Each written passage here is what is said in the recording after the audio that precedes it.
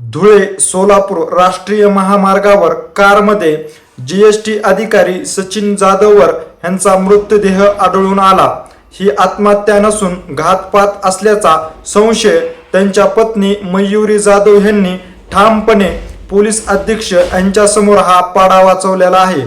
GST अधिकारी सचिन जाधवर यांनी आत्महत्या केली नसून त्यांची कुठेतरी घातपात झाला असल्याचा संशय त्यांच्या पत्नीला असून ह्या घातपातामधील दोषीवर कठोरातली कठोर कारवाई करण्यात यावी अशी मागणी देखील त्यांच्याकडून करण्यात आलेली आहे। त्यानंतर त्या प्रसार माध्यमांशी बोलताना या घातपाताविषयीचा काहीसा खुलासा देखील करण्यात आलेला आहे। काही महत्त्वाच्या गोष्टीवर त्यांनी प्रसार माध्यमांशी बोलताना खुलासा केलेला आहे। नेमकं त्या प्रसार माध्यमांशी बोलताना या घातपाताविषयी काय खुलासा केलेला आहे तेच आपण ह्या पुढील व्हिडिओच्या माध्यमातून सविस्तर जाणून घेऊया। नाही सर, मी जी घटना घडली त्या दिवशीच तक्रार देण्यासाठी आले होते, पण माझी तक्रार घेतली गेली नाही। आणि त्या दिवशी म्हणजे सुसाईड नोट आहे ही मला आजपर्यंत दाखवलेली आहे असं म्हणतात, पण मला दाखवलेली गेलेली नाही। आणि त्याची एक प्रिंट मला पाहिजे सुसाईड नोटची। मग सुसाईड नोटमध्ये क्लिअर नाव असताना अजून कसला प्रूफ पाहिजे तुम्हाला? त्यांच्या हँडरायटिंगमध्ये सुसाईड नोट आहे ना, मग तो प्रूफ पाहिजे ना। त्याच्यावर का होत नाही FIR? पाहिजे, FIR झाली पाहिजे। प्रूफ नाही असं नाही आहे ना, प्रूफ आहे। मग त्या दिवशी मला गेलं की काहीच प्रूफ नाही आहे। प्रूफ कसं नाही आहे? सुसाईड नोट सापडली म्हणजे त्याच्यावर ॲक्शन घेतली गेली पाहिजे होती ना। आणि त्या दिवशी पण FIR म्हणले वेट करा, म्हणजे 1 आठवडा वेट करा। कशासाठी वेट करायचा होता?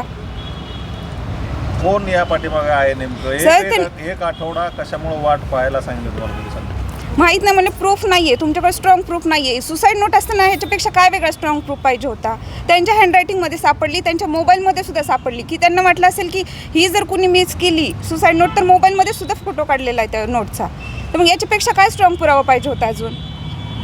आणि मेंशन होते ते 1 महिन्यापासून टॉर्चर डिस्टर्ब होते। फक्त म्हणजे त्यांनी मला ऑफिसचं टेन्शन आहे असं सांगायचे। आणि कॉलिंग सकाळी ऑफिसच्या टायमिंगच्या आधी कॉलिंग असायचं नेहमी। मी म्हणलं असं असतं का हो? म्हणजे ऑफिशियल टायमिंग असं असतो का? ते म्हणले हे कंटिन्यू चालतच असते, म्हणजे ऑफिसचं काम आहे हे ते, पण कंटिन्यू लंच ब्रेकमध्ये आलं की कॉल, की आहे का घरी, कुठं आहे, ऑफिसमध्ये नाही आहे, की कंटिन्यू म्हणजे कॉलिंग हे ते चालूच होतं, ऑफिसचं चालूच असतं। पण हे मेंटली डिस्टर्ब करण्याचे इन्सिडेंट झाले काही वेळेला। माझ्या मुलाला किडनॅप करण्याचा प्रयत्न केला शाळेतून म्हणजे ह्या घटनेच्या आधी 8-10 दिवसाचा प्रसंग येतो की तुला घरी बोलवलं आहे। मग हा मेंटली त्याला टॉर्चर केलं गेलं की तुझी फॅमिलीसुद्धा टार्गेट आहे ह्या गोष्टीवर। म्हणजे इन्सिडेंट किंवा शाळेच्या ऑफिसच्या बाहेरसुद्धा एक इन्सिडेंट झाला होता की एक इनोवा गाडी होती, स्टँडर्ड लोकांची होती, की त्याला धक्का लागला की नाही हे माहीत नाही, पण डॅमेज काहीच नव्हती। आमची गाडी डॅमेज नव्हती म्हणलं, ती पण गाडी डॅमेज नसणार आहे, पण डायरेक्ट त्यांना शिवीगाळ चालू केली त्या ठिकाणी।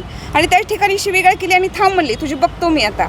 पण ते म्हणले ठीक आहे, ही माझी गाडीची चावी, मला काय करायचं ते कर, मी वर ऑफिसमध्ये बसलेलो आहे असं। हे इन्सिडेंट त्याला मेंटली टॉर्चर केले गेले। मग हे कशासाठी, काय चालू होतं ह्या गोष्टीची मला सखोल तपासणी पाहिजे। आणि काय चालू आहे ऑफिसमध्ये, काय गोळगंबाळ चालू आहे, कोणत्या गोष्टीचं चालू आहे त्या माहिती पाहिजे मला या सगळ्या गोष्टीची। आपण जर पाहिलं तर चौकशी झाली या प्रकरणाची? नाही सर, म्हणजे आम्ही काय म्हणजे FIR केलं, ते शाळेत सांगितलं, हे ते शाळेने सांगितलं की 2 मुलं आले होते ह्या।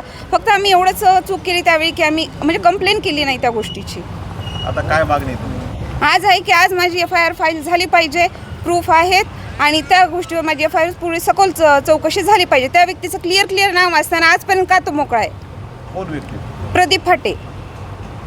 आणि त्याच्यासोबत अजून 2-3 जण आहेत त्याच्या सोबत असणारे ऑफिसमधलेच लोक आहेत ते, त्यांची सुद्धा सखोल चौकशी झाली पाहिजे। सुसाईड नोटमध्ये एकट्याच प्रदीप फाटे आणि त्याच्यासोबतचे कर्मचारी असं आहे। तुम्हाला आता सुसाईड नोट आजपर्यंत दाखवलेली नाही। मी त्या दिवशीपासून म्हणते की मला सुसाईड नोट पाहिजे, पण मला आजपर्यंत सुसाईड नोटची काहीच दाखवले गेलेली नाही। आणि क्लिअर सांगितलं की प्रूफ नाही आहे। सुसाईड नोट असताना प्रूफ कसा नाही?